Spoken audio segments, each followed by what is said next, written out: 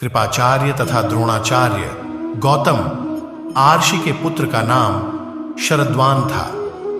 उनका जन्म बाणों के साथ हुआ था। उन्हें वेदाभ्यास में जरा भी रुचि नहीं थी और धनुर्विद्या से उन्हें अत्यधिक लगाव था। वे धनुर्विद्या में इतने निपुण हो गए कि देवराज इंद्र उनसे भयभीत रहने लगे। इंद्र ने उन्हें साधना से डिगाने के लिए नामपदी नामक एक देवकन्या को उनके पास भेज दिया। उस देवकन्या के सौंदर्य के प्रभाव से कृप नामक बालक उत्पन्न हुआ और दूसरे भाग से कृपि नामक कन्या उत्पन्न हुई। कृप भी धनुर्विद्या में अपने पिता के समान ही पारंगत हुए। भीष्म जी ने इन्हीं कृप को पांडवों और कौरवों की शिक्षा दीक्षा के लिए नियुक्त किया और वे कृपाचार्य के नाम से विख्यात हुए। कृपाचार्य के द्वारा पांडवों तथा कौरवों की प्रारंभिक शिक्षा समाप्त होने के पश्चात अस्त्र शस्त्रों की विशेष शिक्षा के लिए भीष्म जी ने द्रोण नामक आचार्य को नियुक्त किया। द्रोण के साथ प्रशत नामक राजा के पुत्र द्रुपद भी शिक्षा प्राप्त कर रहे थे तथा दोनों में प्रगाढ़ मैत्री हो गई। उन्हीं दिनों परशुराम अपनी समस्त संपत्ति को ब्राह्मणों में दान करके महेंद्राचल पर्वत पर तप कर रहे थे। एक बार द्रोण उनके पास पहुंचे और उनसे दान देने का अनुरोध किया। इस पर परशुराम बोले, वत्स, तुम विलंब से आए हो। मैंने तो अपना सब कुछ पहले से ही ब्राह्मणों को दान में दे डाला है।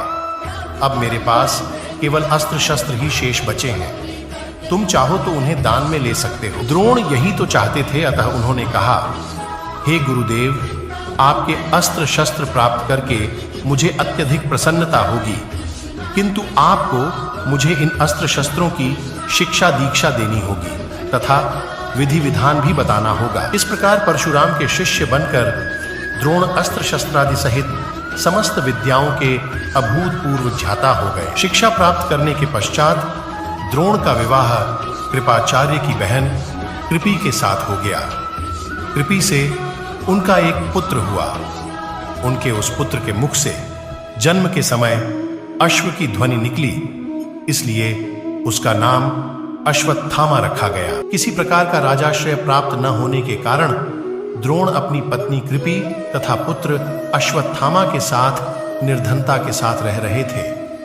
एक दिन उनका पुत्र अश्वत्थामा दूध पीने के लिए मचल उठा, किंतु अपनी निर्धनता के कारण द्रोण पुत्र के लिए गाय के दूध की व्यवस्था न कर सके। अकस्मात उन्हें अपने बाल्यकाल के मित्र राजा द्रुपद का स्मरण हो आया, जो कि पांचाल देश के नरेश बन चुके थे। द्रोण ने द्रुपद के पास जाकर कहा, मित्र, मैं तुम्हारा सहपाठी रह चुका हूं। मुझे दूध के लिए एक गाय की आवश्यकता है और तुमसे सहायता प्राप्त करने की अभिलाषा लेकर मैं तुम्हारे पास आया हूं। इस पर द्रुपद अपनी पुरानी मित्रता को भूलकर तथा स्वयं के नरेश होने के अहंकार के वश में आकर द्रोण पर बिगड़ उठे और कहा, तुम्हें मुझको अपना मित्र बताते हुए लज्जा नहीं आती? मित्रता केवल समान वर्ग के लोगों में होती है, तुम जैसे निर्धन और मुझ जैसे राजा में नहीं। अपमानित होकर द्रोण वहां से लौट आए और कृपाचार्य के घर गुप्त रूप से रहने लगे। एक दिन युधिष्ठिर आदि राजकुमार जब गेंद खेल रहे थे तो उनकी गेंद एक कुएं में जा गिरी। उधर से गुजरते हुए द्रोण से राजकुमारों ने गेंद को कुएं से निकालने के लिए सहायता मांगी। द्रोण ने कहा, यदि तुम लोग मेरे तथा मेरे परिवार के लिए भोजन का प्रबंध करो तो मैं तुम्हारा गेंद निकाल दूंगा। युधिष्ठिर बोले, देव, यदि हमारे पितामह की अनुमति होगी तो आप सदा के लिए भोजन पा सकेंगे।